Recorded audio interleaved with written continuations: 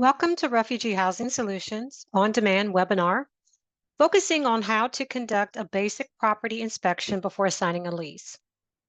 Hello, my name is Lynette Pearl, and I'm the Senior Program Officer with Refugee Housing Solutions, a project of Church World Service under an agreement paid for by the U.S. Department of State. Before going into this webinar, I want to briefly summarize who we are and what we offer. We are a technical assistance and capacity building support project for resettlement practitioners, housing providers, and community groups, including refugees and other newcomers to the United States.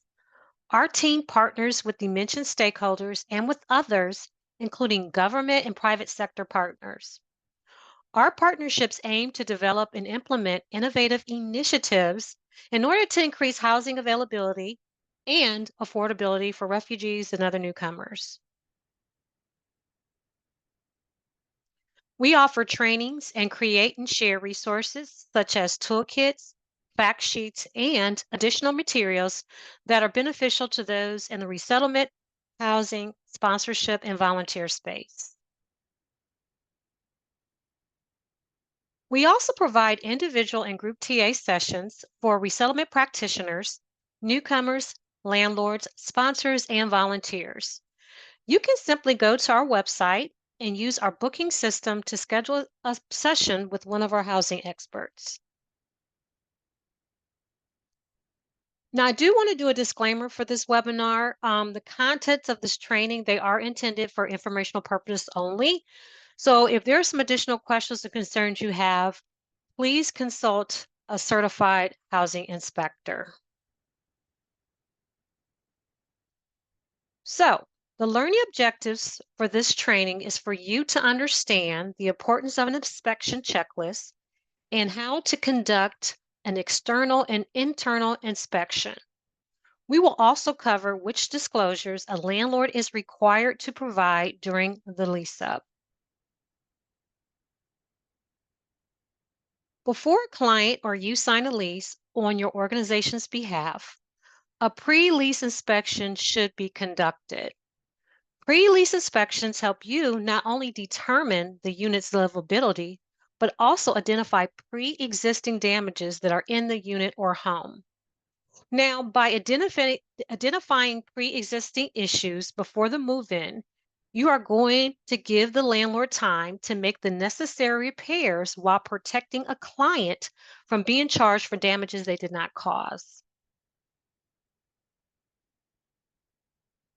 Now, in order to conduct a systematic and thorough inspection, I highly recommend using an inspection checklist. Now, if you want to be efficient and be on the same page with the potential landlord, kindly request a copy of their move-in or walkthrough checklist they use for the lease signing.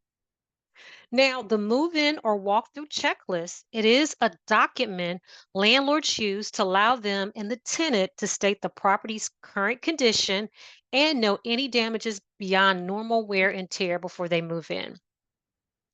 By using this checklist as a guide, it gives the landlord a list of items that need to be corrected before the move-in, and it can give you and the client a repair comparison to see if the pre-move-in repairs were made before the lease signing.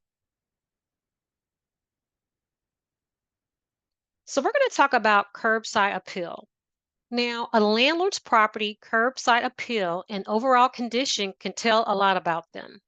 Now, a proactive landlord would make sure their properties are safe and well cared for.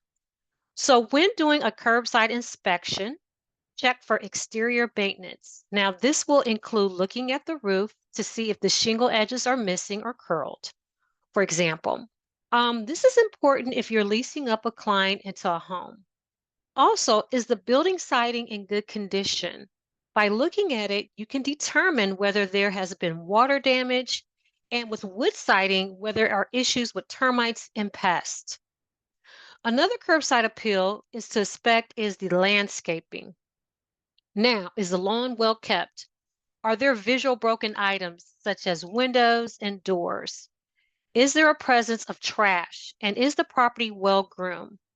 Now, if the property offers amenities, Are they well maintained? For example, if in season, is the pool clean and properly secure to keep children from wandering in that area? If a playground exists, is the equipment stable without rust or warps? Now, I'm an example type of person, and throughout this presentation, I'm going to be presenting you examples of things to look for. So, this is an example of a roof that is buckling. This is one with siding that has had some water damage. And this is wood siding that has been affected by termites. Now we're going to transition into outdoor lighting. So when securing housing for a client, assessing the safety of the property should be one of your major concerns. So when doing a tour, your safety assessment should include not only the unit, but also the exterior of the property for safety features. Now, does the apartment building and complex, sometimes they can have dark nooks and certain crannies, but making sure they are safely lit. It's important to have a good lighting in common areas such as hallways, parking areas, stairwells, laundry, and mail rooms. Now, here's an example of a common area that is poorly lit, such as the hallway. Now, here's a great example of a well-lit parking lot.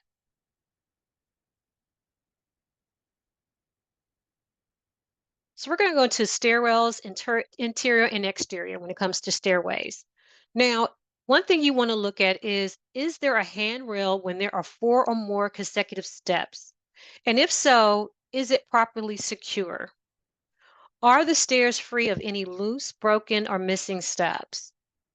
Are stairways free from tripping hazards? Are there secure railings or on porches, balconies, and landing? Now here, these steps have loose concrete, and this is a tripping hazard. Now I want to show you a good example. Here's a good example of a solid stairway. As you can see, there are 4 more consecutive steps, so there is a handrail there, and the handrail is stable. Now, with safety features, the first thing to check for is if the safety features where they're there and are they in working order. Now, this includes fire alarms, sprinklers, and fire extinguishers. Do the hallways and common areas have working smoke detectors and fire extinguishers? Now, according to the National Fire Alarm and Signaling Code, smoke detectors should be in every bedroom and or outside each separate sleeping area in every level of the home, including the basement. So during the inspection, you should not only check for the location of the smoke detectors, but test them as well. You can test the smoke detector by pressing and holding the button on it until it makes a high-pitched siren sound. So here is a brief video by the American Red Cross on how to test and install a smoke alarm. The American Red Cross reminds you to check the smoke alarms in your home monthly and to replace the batteries once a year. Checking your smoke alarm only takes a few moments and can provide life-saving protection for your family. To test your smoke alarm, take these 2 easy steps each month. Press the test button for 3 to 5 seconds. If you hear a loud beep, your alarm is working. It's that simple. If you don't hear a loud beep, then you will need to replace the batteries. To change the batteries in your smoke alarm, remove the alarm. Take out the old battery.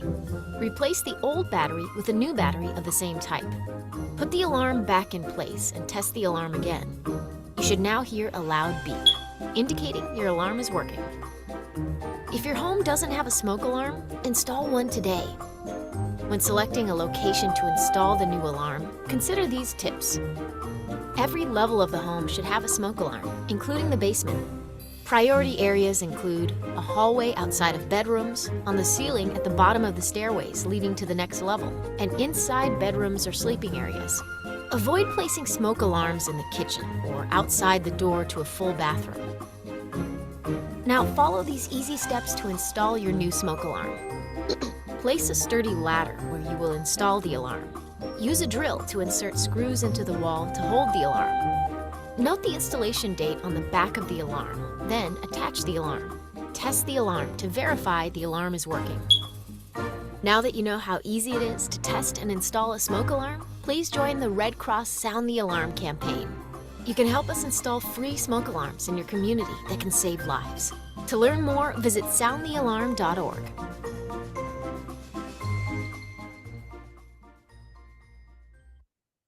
I also want to add that it's very important before signing the lease, talking to the landlord to see who is responsible for the maintenance of smoke detectors in the unit or home. Now, landlords, they are responsible to provide them to make sure they're in working order before the move-in. However, who's going to be responsible when the tenant is residing in the unit or home? And typically, it is the tenant that is responsible for the maintenance. But again, get with the landlord to get some clarity who's responsible for maintaining, cleaning it, and putting new fresh batteries in the smoke detector. So we're going to talk about electrical.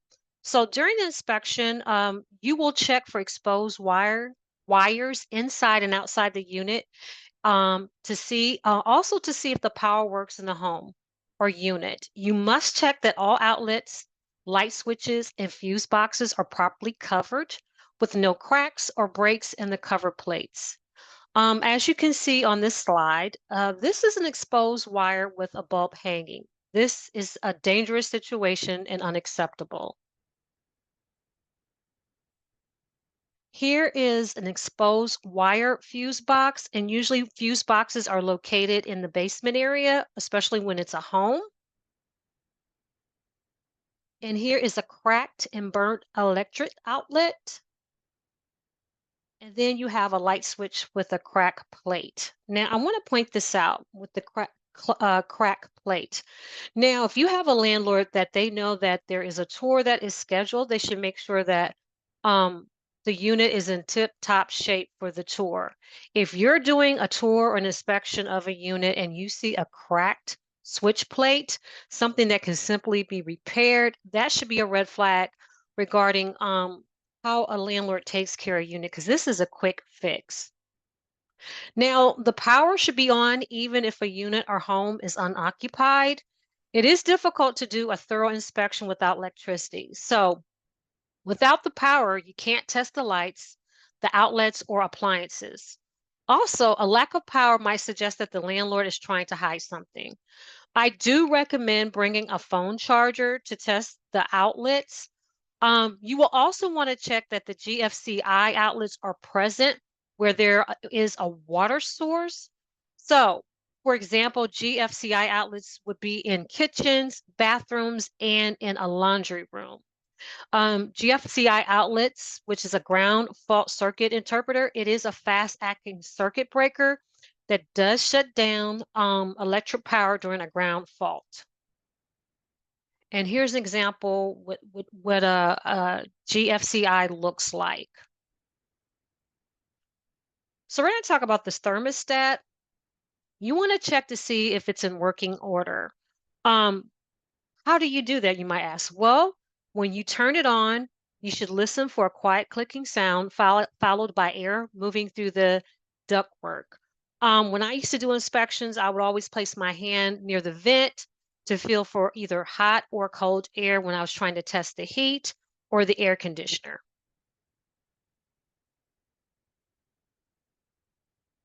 Now we're going to talk about the kitchen and appliances and plumbing.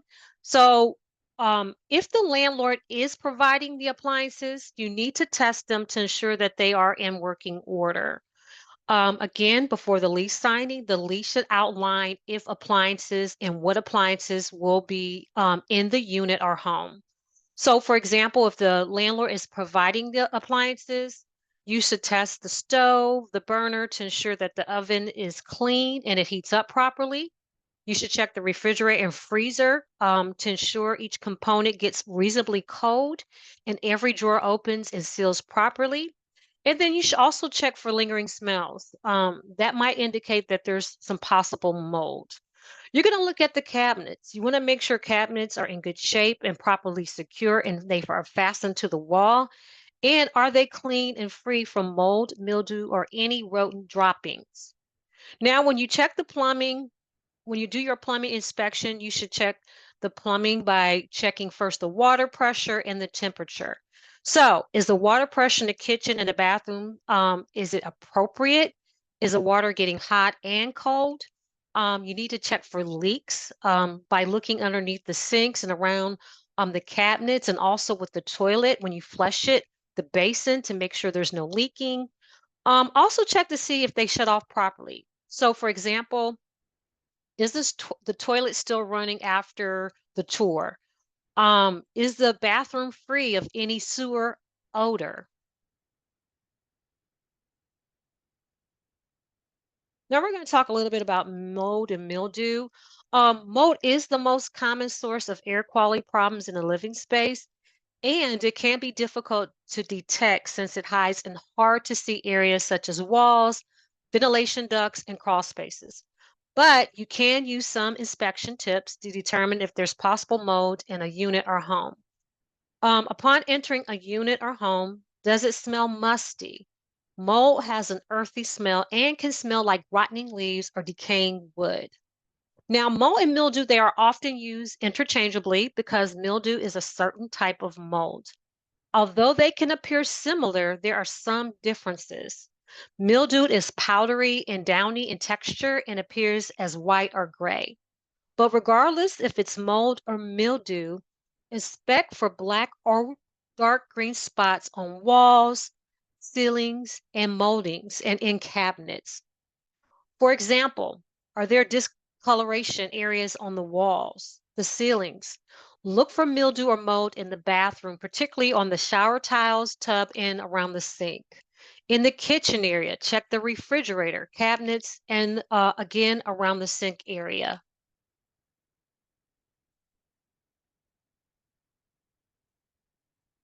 Now, here's an example of mold in tiles,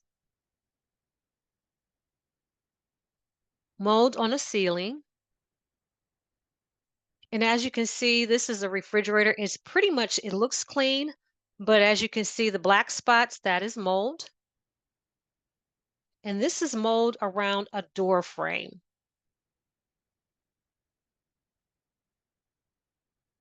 So since we're going to talk about pests and rodents, since bed bugs, people don't know this, bed bugs can live in an empty unit for months. So you must check for their presence. I recommend bringing a flashlight in order to look for fecal stains on molding and outlet covers. Bed bug feces, they are reddish and brown in nature. And also look out for wall black spots and bed bug casings. So picture on the slide, this is an example of rat and mouse droppings. Here are roach droppings. And as I stated, these are bed bug droppings. And this is an example of bed bug droppings with the shells. So we're going to talk about windows and doors. So check the doorknobs, test all the door locks to ensure they work, trial the windows and doors to ensure they open, close, and lock properly. Look for, are the windows free of any cracks and they're not broken? Are they insulated well? You also want to check for egresses. You're probably like, what is the egress? Well, a key aspect of home safety is being able to exit in case of an emergency. So, in many areas, building codes do require egress windows. Egress requirements ensure that the tenant has a second means of exit from a basement living space in the event of an emergency. So here's an example of a broken window. It might seem a crack, it might seem a slight crack, but still this is considered unacceptable because cracks can spread. And as I was talking about egresses, this is a comparison from to this. On the left-hand side of the picture, that is what an egress looks like. If something has happened or an emergency, an individual could not get out that window, maybe a small child, but an adult couldn't. On the right-hand side, now it meets the egress requirements. It's larger where an adult can escape just in case if there's an emergency. So Another thing you want to look for during inspection is tripping hazards. You want to see if the carpet, if applicable, is laid down or tiled, they're laid down and installed properly or not worn out. Also want to check, is the floor stable and free of weak spots or missing floorboards? As stated earlier, adequate lighting promotes safety. So if there's not proper lighting, there can also be issue with slip and falls under this. It could be tripping hazards. So let's look at some tripping hazards. This is a tripping hazard because the carpet is not laid down properly. And then here you have a torn carpet, which is it's unacceptable.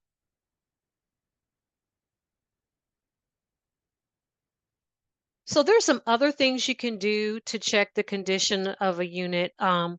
You can also go check with your local county or city code enforcement department to see if that landlord or that address has had any health or safety violations in the past. Another thing I recommend, again, this is based on your comfort level. Speak with current residents. If you and a client feel comfortable approaching the current resident, find out what he or she thinks about the landlord and the property. When you're speaking to a current resident, you can get a pretty much insight of what type of landlord they are and what it would be like to be a tenant. Confirm if the landlord complies with the lease terms, such as they handle maintenance repairs promptly. Do they keep their common areas and grounds clean and maintained? Is the manager or landlord, are they readily available if a tenant needs assistance? And does the landlord respect tenants' privacy? Do they behave in a professional manner? You can also speak with current neighbors and nearby buildings. Um, this again is based on your comfort level. Speak to people, businesses, if they're businesses in the area. What do they think about that neighborhood or what do they think about that apartment complex? If you want additional reassurance, especially if you have some concerns about crime, you can call the local police department or request them to pull the last 3 years of criminal records on the address. Just FYI, some states do require that the landlord disclosed if the unit was used as a meth lab, and they must show certified proof that it has been properly cleaned and repaired. Another thing is kind of a red flag for me when I used to do tours, inspections, is how the landlord conduct the tour. Was the tour rushed or was it a natural flow?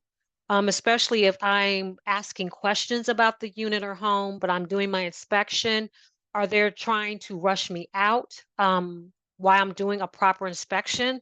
Or when I'm asking them questions, they're not asking my questions in a proper way, or they seem agitated when I'm asking them to fix something with the unit before a client moves in. So those are some things you can take in consideration. Again, this is based on comfort level. Conduct an after-hour tour. Um, that is one thing, again, is your comfort level. So we're going to talk about disclosures. So depending on your state, there are disclosures that are required before a client or a person signs a lease. I do highly recommend you research your state laws for which disclosures are mandatory. So by knowing in advance the mandatory disclosures, you know what type of documents that should be part of the lease, but also it helps you prepare to ask some questions during the inspection. So I want to add this caveat. Again, depending on your state will determine what disclosures are mandatory. So due to time constraints of this webinar, I'm just going to review a few disclosures that might apply to your state. Again, this list is not comprehensive, but it does show what common required disclosure states may have. The first one, tenants do have rights. They have a right to have a copy of their move-in checklist. This gives a tenant the opportunity to know any damage they find in the unit that was there prior to them moving in. Now, the responsibility is on the tenant to fill in the checklist and note the damage that is there prior to the move-in. Now, this document must be returned to the landlord so tenants will not be charged for the listed damages when they terminate the lease and move out. Now, most landlords do give the tenant a time limit to submit this document. So I recommend, again, during the pre-leasing, Once the landlord does give the checklist, ask the landlord how soon does this checklist has to be turned in. I do recommend taking pictures if you're working with a client or you're doing the inspection with the checklist, taking pictures of the repairs and also keeping a copy of it. This is a copy that your client should keep so when they move out, they have a comparison. One thing I do recommend is having the landlord do the pre-inspection with the checklist with the tenant or with you. So you guys are on one accord, you take a pictures and have them sign off on that checklist. So you guys are in agreement what repairs need to be made. Another disclosure is a right to be present at the move out inspection. So at the close of the tenancy, the landlord does inspect the property to see if there has been damage and whether this damage should be deducted from their security deposit. So landlord must inform tenants that they have the right to attend this inspection. That is why noting any damages during the pre-leasing inspection is so important, and also the documentation in the pictures. Um, the presence of environmental hazards. Now, if the landlord knows that there is a hazardous level of mold in the unit, the applicant must be informed prior to signing the lease. In addition, some states require a notice of unacceptable radon levels and require the landlord to test for radon and provide the test results to the applicant. Now, for properties built before 1981, the landlord must also disclose the possibility of asbestos being present. Um, so just FYI. Another big one is the bed bugs. Some states and cities, they do have bed bug specific laws requiring landlords to disclose a property's history of bed bugs if a prospective tenant asks. So that's why you need to be prepared. If that's part of your state requirement, that's the question you should be asking during the pre-inspection. Other states require disclosure even if no one asks. So nearly all the laws prevent a landlord from renting or advertising a unit with a known current infestation. This is a huge one, especially if you're housing a family, sex offenders. So the disclosure requirements, it does vary by state, but landlords are generally required to provide tenants with notice about the presence of a registered sex offender in the area. Now, the disclosure may be in the form of a notice on the property listing or a separate disclosure form, or the landlord is required to direct the possible tenant to a website where they can access information about registered sex offenders. So just best practices when I was a housing specialist, regardless of the state I worked in and my the state disclosure requirements, I always did a sex offender check regardless, especially if I was housing a family. I want to make sure that I was keeping my family safe. So I just feel that should be part of not just your physically inspecting the unit, but inspecting the neighborhood to make sure that it's free of sex offenders. So that should be part of your best practices. Death in the unit. Landlords must inform prospective tenants if a former occupant died within the previous 3 years. They must also disclose how the person died, whether from natural causes, suicide, or homicide. Now, this applies even if the person who died was not a tenant, but a guest of the tenant. So in some states, voluntary disclosure is not required, but if prospective tenant asks about it, they must be informed and their inquiry must be answered truthfully. So again, this is so important why you should know your state laws when it comes to disclosures. And we talked about this earlier when we were talking about smoke detectors.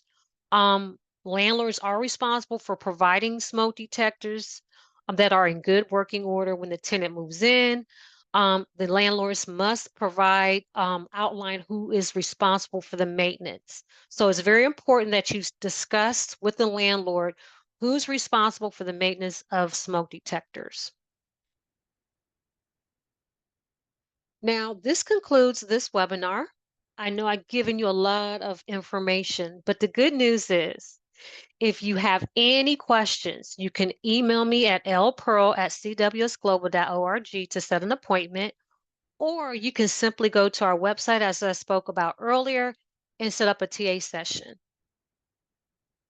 If you have additional questions and concerns, feel free to reach out to us. Me and my team, we're here for you. Have a blessed day, and thank you for attending this webinar.